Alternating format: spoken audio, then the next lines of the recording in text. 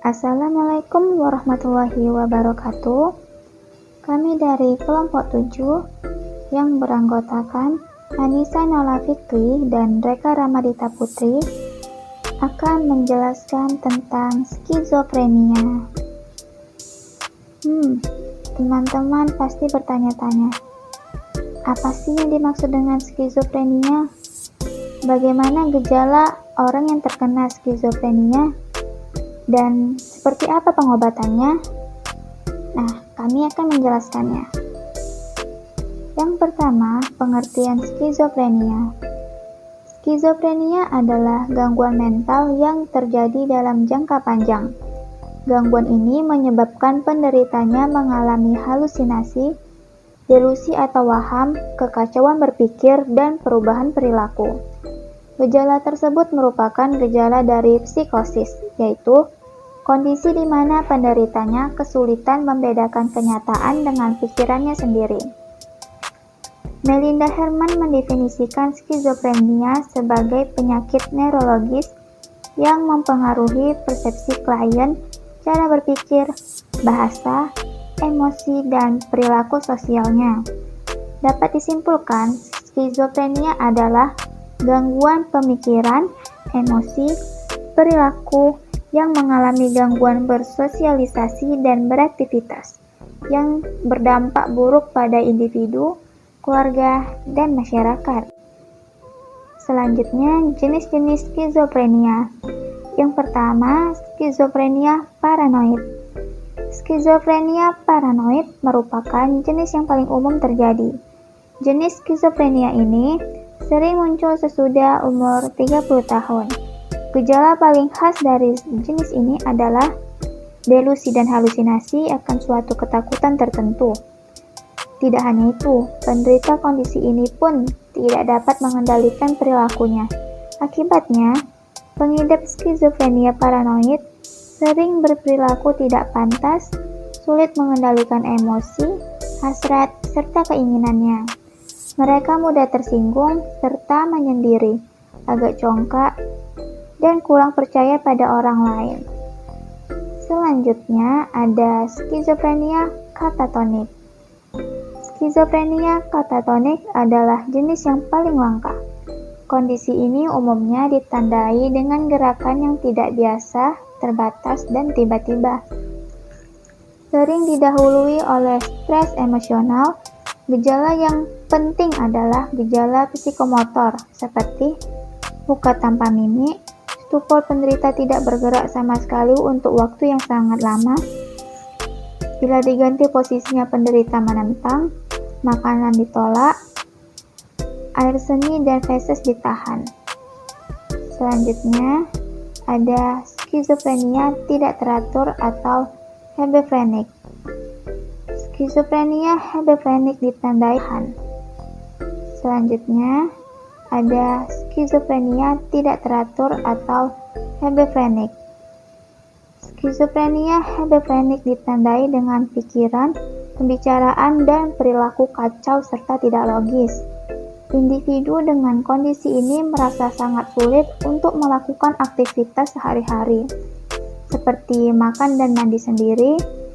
Mereka juga dapat menampilkan perilaku yang sangat aneh, seperti memakai beberapa lapis pakaian pada cuaca panas dan menampilkan ekspresi yang datar. Gejala yang mencolok adalah gangguan proses berpikir, gangguan kemauan, dan adanya depersonalisasi atau double personality. Gangguan psikomotor seperti mannerism dan neologisme atau perilaku kekanak-kanakan sering terdapat pada skizofrenia hebephrenic. Waham dan halusinasinya banyak sekali. Yang terakhir ada skizofrenia residual. Dalam jenis skizofrenia ini, sebagian besar gejala positif atau gejala yang tampak menurun seiring tingkat keparahan. Gejala positif seperti halusinasi atau delusi jarang terjadi atau bahkan berhenti sama sekali. Akan tetapi, justru muncul gejala negatif seperti kelambatan psikomotor, penurunan aktivitas, penumpukan afek, pasif, dan tidak ada inisiatif, kemiskinan pembicaraan, ekspresi nonverbal yang menurun, serta buruknya perawatan diri dan fungsi sosial. Sekian penjelasan dari saya.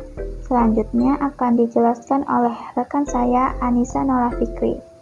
Kepada Anissa Nola Fikri, dipersilahkan. Penyebab skizofrenia. Hingga saat ini, penyebab pasti dari skizofrenia masih sulit untuk diketahui. Namun, ada beberapa hal yang dapat memicu terjadinya gangguan ini, yaitu 1. Ketidakseimbangan senyawa kimia di otak. Kadar serotonin dan dopamin dalam otak yang tidak seimbang diduga bisa menyebabkan penyakit ini. 2. Perbedaan dalam struktur otak. Perbedaan dalam struktur otak dan sistem saraf pusat orang dengan skizofrenia. Meski belum ada penelitian yang menjelaskan mengapa hal tersebut bisa terjadi, gangguan kejiwaan ini diduga terkait dengan penyakit otak. 3. Genetik. Skizofrenia juga mungkin diwariskan di dalam keluarga. Jadi, jika salah satu keluarga memiliki riwayat penyakit ini, kamu juga memiliki risiko untuk mengalami hal yang serupa. 4. Faktor lingkungan. Faktor ini termasuk infeksi virus dan kekurangan beberapa nutrisi ketika masih dalam kandungan. 5. Obat-obatan tertentu. Penyalahgunaan obat-obatan terlarang seperti narkotika dapat membuat risiko terjadinya skizofrenia meningkat. Gejala skizofrenia.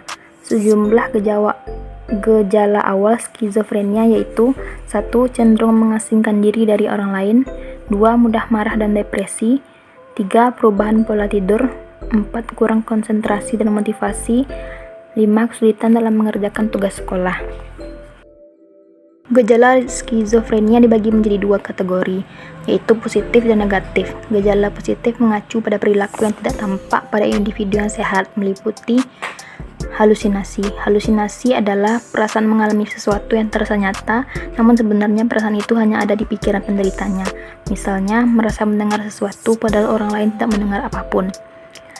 2. Delusi. Delusi atau waham adalah meyakini sesuatu yang bertolak belakang dengan kenyataan. Gejalanya beragam, mulai dari merasa diawasi, diikuti, atau merasa dirinya paling hebat atau paling kuat. Sebagian besar penderita skizofrenia mengalami gejala ini. Selain itu, orang yang menderita skizofrenia juga cenderung memiliki pikiran paranoid. 3. Kacau dalam berpikir dan berbicara. Gejala ini dapat diketahui dari kesulitan penderita dalam berbicara. Penderita skizofrenia sulit berkonsentrasi, bahkan membaca koran atau menonton televisi saja sangat kesulitan. Caranya berkomunikasi juga membingungkan, sehingga sulit dimengerti oleh lawan bicaranya. 4. Perilaku kacau. Perilaku penderita skizofrenia sulit diprediksi, bahkan cara berpakaiannya juga tidak biasa. Secara tidak terduga, penderita dapat tiba-tiba berteriak dan marah tanpa alasan. Gejala negatif mengacu pada hilangnya minat yang sebelumnya dimiliki oleh penderita.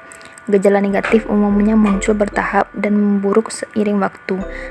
Di antaranya adalah 1. Respon emosional yang ganjil seperti ekspresi wajah dan nada bicara yang tidak berubah atau monoton.